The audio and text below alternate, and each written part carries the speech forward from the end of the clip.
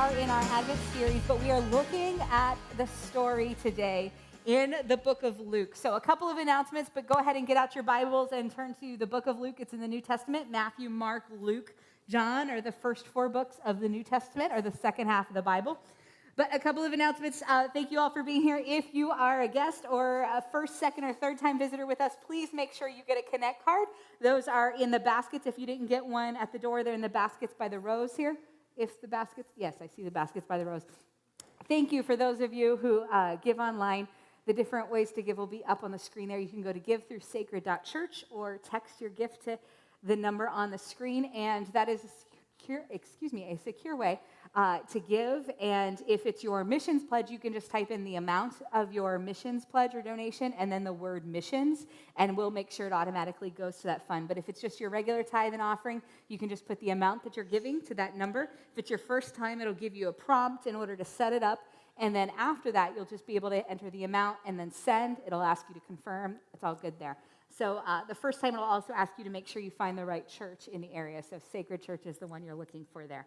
If you give the old-fashioned way or the dead tree version, favor giving, then they're also offering envelopes in the baskets in your rows there. And at the end of service, there will be one of our leaders in the back with the bag, so you can put your Connect card as well as your giving, your tithe, your offering in the bag this morning. So just to let you know about the schedule as we're on the holiday, guys group, you guys are on a sabbatical right now until 2019, then you'll be starting back up on Thursday nights. You don't want to miss that group. And then this Sunday, next Sunday, and the Sunday after that are our normal schedule. 10 a.m. is when you want to be here in church for our services. On Sunday, December 23rd, that will be our Christmas service together. We'll be singing some carols. We'll have our candlelight that we often do on Christmas. And that'll be just a great time together. You don't want to miss that.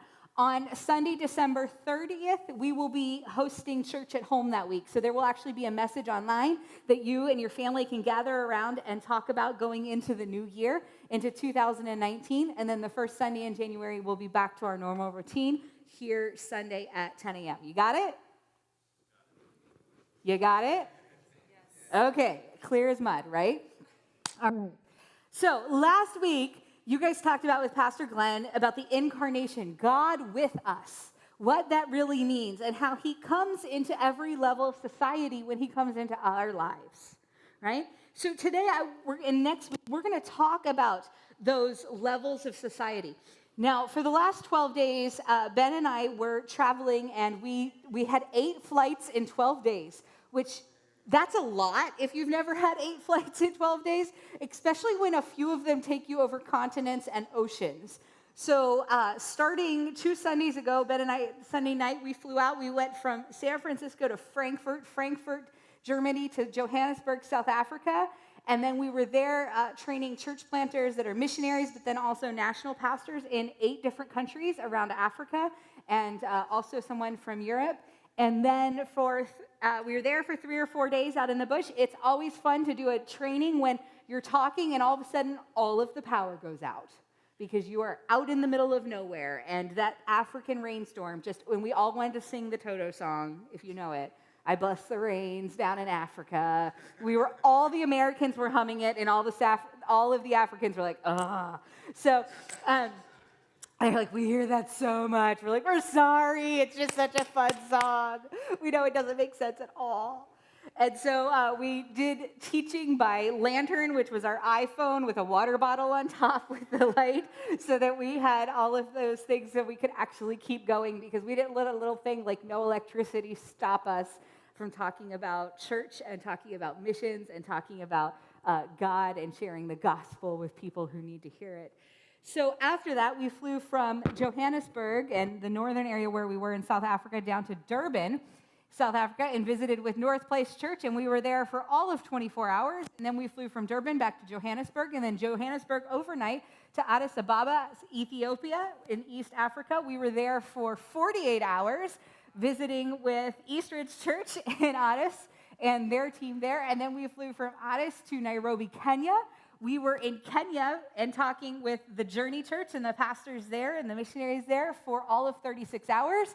And then we flew from Nairobi, Kenya to That's when the team broke up, and then Ben and I flew to Zurich, Switzerland. We had 7 hours in Zurich, so we went out into the city and had some hot chocolate and coffee, and then we flew from Zurich back to San Francisco, and then we went to bed. Okay? So, here's one of the beautiful things, and I'm going to talk more about our trip in 2019 and some partnerships we're going to do with Urban Tribes and some of the churches that we met there and some of the leaders around the beautiful, amazing continent of Africa that we worked with. But there is an interesting thing, and it was particularly from our ride in Ethiopia. And so Ethiopia is this incredibly beautiful country, and there's one major city, Addis, and that's about it. The rest of it is bush, is very rural. And the country in Africa is called the Bush, if you've never heard that term before. And we were driving to this bridge that was built 400 years ago. The Portuguese helped the Christians build the bridge because they were fleeing persecution from Muslims at that time. And so there's this 400-year-old bridge that is made of limestone and ostrich eggs. And that's it. There's no cement involved. And there's this beautiful water that we wouldn't even be allowed to touch because we'd get parasites because of it. Our systems aren't used to that. But we were there, and the interesting thing is when you fly into Addis, you're flying into a city.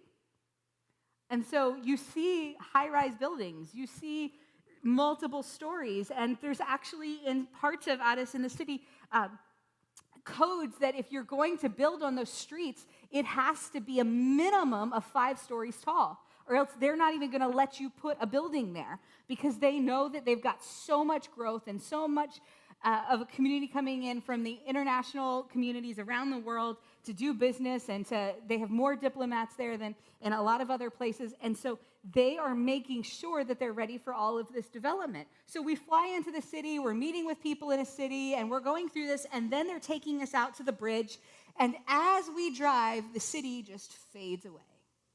And for a while, you start to see things like fences still around areas, and you see townships and lots of kind of village areas, but then the farther we drive out into the bush, the more that fades away, and suddenly there are no fences.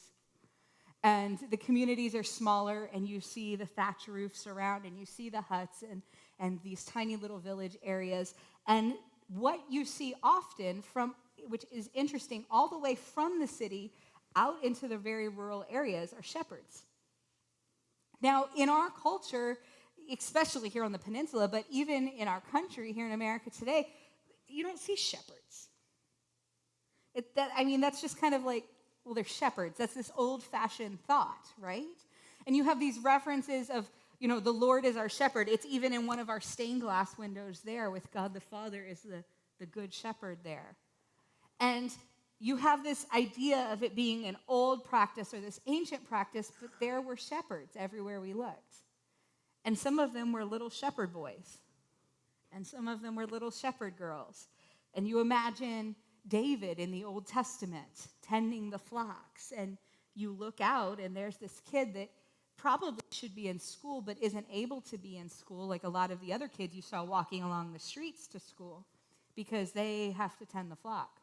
Whether it was goats or cows or other things, that's what they're doing. And as we drove by, we saw shepherd after shepherd, and there's one of them.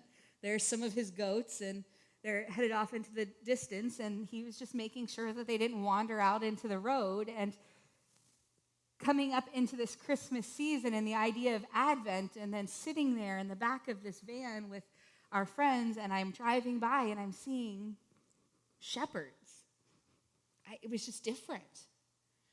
It was interesting. Because the farther and farther out we went, the more we would see men and women doing this. This was their job. This was their life. This is everything about them. And they are often the poorest of the poor, and they are the fringes. They are the farthest out. And in the next 2 weeks, we're going to talk about what is often seen as the lows of society. And we're going to talk about next week what is often seen as the highs of society. We're going to talk about moments of strength, moments of weakness, moments of wisdom as they're told in the story of Jesus' birth. So I want you to keep in mind that shepherd as we read this passage this morning. It's in Luke chapter 2. We're going to start with verse 8 and read through verse 20. That night there were shepherds staying in the fields nearby, guarding their flocks of sheep. Suddenly an angel of the Lord appeared among them, and the radiance of the Lord's glory surrounded them. They were terrified. But the angel reassured them. "Don't be afraid," he said. "I bring you good news that will bring great joy to all people. The Savior, yes, the Messiah, the Lord, has been born today in Bethlehem, the city of David. And you will recognize him by this sign. You will find a baby wrapped snugly in strips of cloth, lying in a manger." Suddenly, the angel was joined by a vast host of others, the armies of heaven, praising God and saying, "Glory to God in highest heaven, and peace on earth to those with whom God is pleased." When the angels had returned to heaven, the shepherds said to each other, "Let's go to Bethlehem. Let's see this thing that has happened that the Lord has told us about." They hurried to the village and found Mary and Joseph. And there was the baby lying in the manger. After seeing him, the shepherds told everyone what had happened and what the angel had said to them about this child. All who heard the shepherd's story were astonished. But Mary kept all these things in her heart, and she thought about them often. The shepherds went back to their flocks, glorifying and praising God for all they had heard and seen. It was just as the angel had told them. It's really easy for us, because we are so far separated from a shepherd's life, to kind of romanticize the occupation. It's, ancient, and it's King David, and it's him defeating the lion and the bear, guarding the sheep. And then you walk around in a city, in a very Eastern society, and we were turning the corner to go visit Eastridge Church in Addis. And as we turn the corner, we have to pause, because there walks a shepherd with his goats that he is crossing the street in the middle of the city. Now, they were probably going to market, which we had discovered was right across from the market we were, or the place where we were eating burgers one day. Think about that for just a second. The goat market was right across from where we were eating burgers one day. Put it together.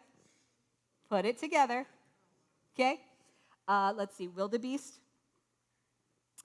Pumbas or warthogs. The bacon's really good. Let's see. What else was there? Nalas? No, we didn't eat the nala. Blesbuck, we ate. Antelope, ostrich, those were burgers one day too. Goat, and we ate a lot of game meat. Sometimes we didn't ask questions. Ooh, and fish. The fish was amazing. Okay? So you have this idea where you can romanticize it until you're suddenly walking down a street that is a huge city street, but it's dirt and it's just dusty everywhere, and you're having to be very careful, and you're making sure that your money's in your front pockets, and you kind of have a hand or an arm on it so there's no pickpocketing going on. And there walks this shepherd by, and you realize, oh my goodness, is that the same guy that maybe we saw out in the bush that has now had to bring his flock all the way into the city? That's not romantic. That's dusty and dirty and smelly. That's physical labor, and that's nowhere to sleep at night except outside. It is very easy to just look at the stained glass window or read the 23rd Psalm and think this was the, green pastures kind of job. And then when we're in Kenya, they're talking about the shepherds there because we're going down a freeway, you guys, and off on the side are the Maasai shepherds bringing their goats in, or bringing their cows in, because there's no green grass. And so they've come into the city, and they are trying to herd them along the freeway. By the way, the traffic in Nairobi was worse than here. And they're trying to find some grass for their cows. It's no longer romantic.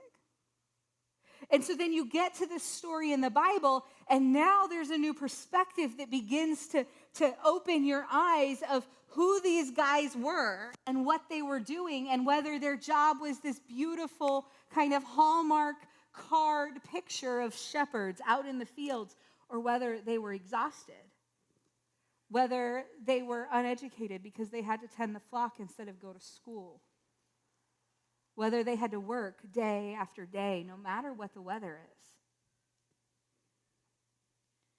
They were the outcasts when it comes to the Bible culture. They were the youngest sons that wouldn't receive inheritance and were just sent out to take care of the flocks. They were out on the fringes, even when they had to come close. That's still how they were viewed and held at an arm's length. And when we read this story about the fact that this angel appeared to shepherds, we recognize that this isn't just this moment so that we could have a really pretty nativity scene centuries and centuries later. This is a moment where God shows that he reveals himself, that he reveals his story, that he reveals his glory to a group of people that were held in very low regard. And yet when you read about it in the New Testament, they're given honor. They're set up for success in this story, even though we know how their culture viewed them. In that chapter 2, when it says in verse 9, it hit me in a new way when I read it this week. Suddenly an angel of the Lord appeared among them, and the radiance of the Lord's glory surrounded him. They were terrified.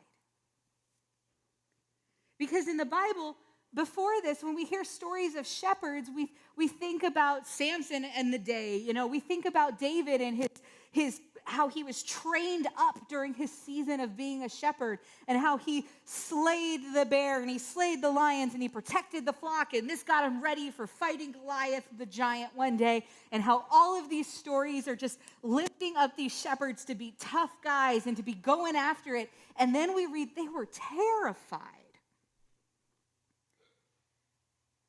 But verse 10, but the angel did what? Reassured them. Don't be afraid. I bring you good news that will bring great joy to all people. And that moment where the people who were supposed to be strong, who were seen as protectors, who had to take care of things because that's how their family was going to eat later, they were scared. And they needed to be reassured. And I recognize that whenever I feel like I'm scared and I need to be reassured, I can identify with these shepherds. I can deal and identify with the fact that our revelation of strength often comes in our moments of weakness. I can be the protector, and I can be the provider, and I can move people or things in all different directions, and I can herd them. We often joke that leading a bunch of pastors on this trip, man, for our host was like herding cats, okay? Trying to get us all to move in the same direction and do all the same things, because guess what? We're pastors. We're all used to making the decisions and being in charge, and we weren't making any decisions, and we weren't in charge, and we were trying to listen to where to go and where to be, which water we were allowed to drink, which salad we were not supposed to touch, and all of these different things. And then I read these verses, and I recognize that sometimes the people who protect, the people who guide, the people who shepherd, when we do that in our lives, we can feel so strong. But when we're honest, there are moments when we're still scared. There are moments when we're still terrified. And those are the moments where God can reassure us. Where God can reassure us like the angels reassured those shepherds. And we recognize where our strength comes from. Psalm 73:26 says, "My health may fail. My spirit may grow weak. But God remains the strength of my heart. He is mine forever. What was the revelation that they received that night? When you keep reading in chapter 2, it's pretty clear. Jesus. Jesus. He might not look like much right now because he's just a baby in a manger, but this is the one you've been waiting for. This is the Messiah that's going to change your life, shepherd, and it's going to change the entire world and all of history. Jesus is the revelation. Jesus, a baby, whose birth we celebrate at Christmas time. That's the strength. That's why we don't need to live afraid. That's why when we're caught up and we're suddenly out of our element, we can recognize that revelation of strength in Jesus. In verse 14, the angel sang, "Glory to God in highest heaven, and peace on earth to those with whom God is pleased." If you've got a paper Bible, or maybe you can just highlight it with your thumb this morning. Peace on earth. That's the part that we quote all the time. It shows up in Christmas carols and that kind of stuff. But I want you to remember that there's a second half of that verse, to those with whom God is pleased. That reminds me a lot of a verse we recently studied in Romans 8:28. And we know that God causes everything to work together for the good of those who what? Who love God and are called according to his purposes for them. That's whom he's well pleased. And when it talks about this peace, it's not just, oh, there's going to be world peace and no more wars or rumors of wars. No, it's not just that kind of cessation or stop of any kind of strife or war. This is a word that's talking about everything that Jesus means to us. Everything, the fact that he was born incarnate, like you guys heard about last week. All of that meaning, all of the idea of there's this Messiah, all of the association that they would have historically had with this idea that their grandmothers taught them. That's what this peace meant. It's the same word that's used in Acts 10:36. This is the message of good news for the people of Israel, that there is peace. Now read the second half of the verse. With God through Jesus Christ, who is Lord of all. There's peace with God through Jesus Christ. And what that concept is, it's the summary statement of the same way Paul was talking about in the book of Romans, when we're justified, when we've been made to have a right relationship between God and us. It is broken because of our sin. It's broken because of what we try to do and how we live right and don't live right, and the mistakes that we make, and we try to live up and we can't do it right. And there is no way for us to fix it. But because of Jesus, it can be fixed. And what's fixed is all of a sudden this relationship, instead of having tension, has peace. It has peace. And that's not just this external thing, it's this internal thing. Peace with God. You no longer have to have this war inside of you, those battles that we talked about. You can have peace. The shepherds had to be strong. They had to fight the enemy animals that would come against the flock. Modern day Ethiopia and Kenya, they still have to be. But when we can learn from these shepherds that night so long ago, is that our greatest strength is not the physicality of it or our ability to move our herd from one place to another. Our greatest strength is having a heart that's at peace. Our greatest strength this holiday season, your greatest strength this holiday season, is the ability that Jesus gives us to have a heart at peace. In verse 18, all who heard the shepherd's story were what? astonished. They were blown away. The shepherds didn't stick around and just stay there, kneeled in the manger scene until you decide to pack it up and put it away later. They were there for a short amount of time, and then they actually left. And they went back into the fields, and they went back to the places they had come from, and they started to share what they had seen. This is something that Jesus did his entire life. We see it here at his birth, and we actually see it at his resurrection point, where he talked to the women first and appeared to them and said, go and tell the rest of the disciples, I'm alive. And here you have at his birth, the angels are sending the shepherds, the outcasts of society, the people on the fringes, to witness that Jesus is there, alive, the Messiah, and go tell people. See, God has a habit of taking people on the fringes and making them the forerunners. God has a habit of taking people who the rest of society calls outcasts and saying, I'm going to tell you first. You're the insider. If you've ever felt like an outcast, God makes you an insider. If you've ever felt left out in the cold, God brings you close and whispers heart to heart the message of who Jesus is, of the peace that is available to us. And it wasn't just for them. It was a message they were told to go and share.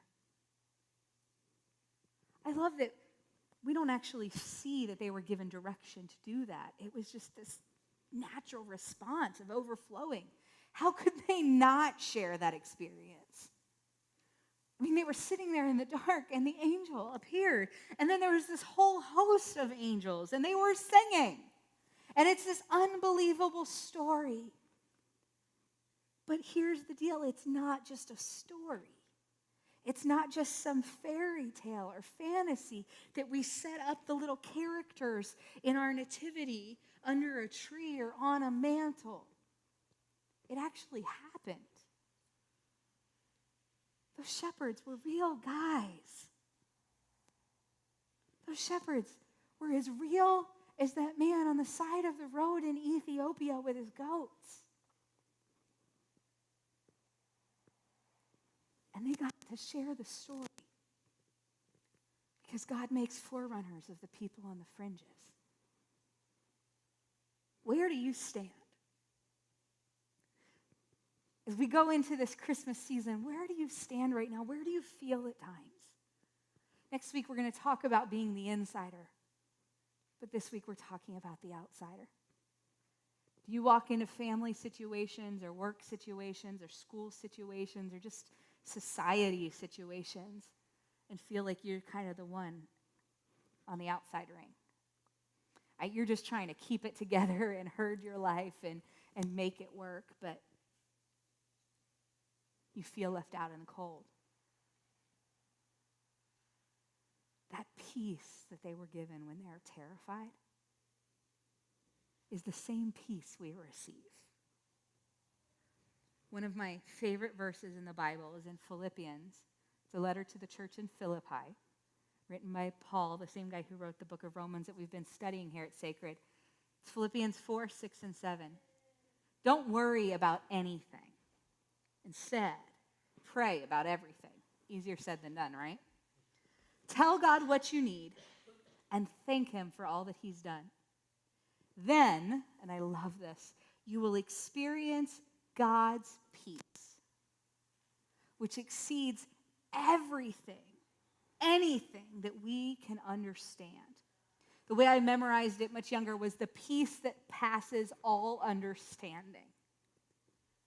And verse 7 ends, his peace will guard your heart and your mind as you live in Christ Jesus. Ben's going to come up and the team, but before they begin to play, I just want you to watch this video. And the other major shepherd passage in the Bible is the 23rd Psalm. And it talks about the Lord is my shepherd. Some of you might be very familiar with this if you grew up in a church tradition. And as you listen to this, I want you to think about how Jesus did choose to come into a very humble place. He didn't come and we call him the King of Kings and Lord of Lords, and he's incredibly victorious, and he conquered death and the grave. And we think of Jesus kind of with hindsight of everything that he is, right? He is Jesus. He is God the Son. But he chose a place of humility to identify with those who understand humility, those who understand humble beginnings in your life, or even where we get the word humility, humiliating circumstances at times. And the fact that in the Bible, he doesn't just appear to the shepherds and give peace to the shepherds, but he identifies as a shepherd. Because David, the guy who wrote this psalm that you're going to see during this video, was himself a shepherd. And he recognized that there was a better one than he was. And how God held him close. And the peace that those shepherds took to the others with the message of Jesus that night is the same peace that the 23rd Psalm talks about giving to us. We're going to watch this video, and then afterwards, will you stand and worship with me?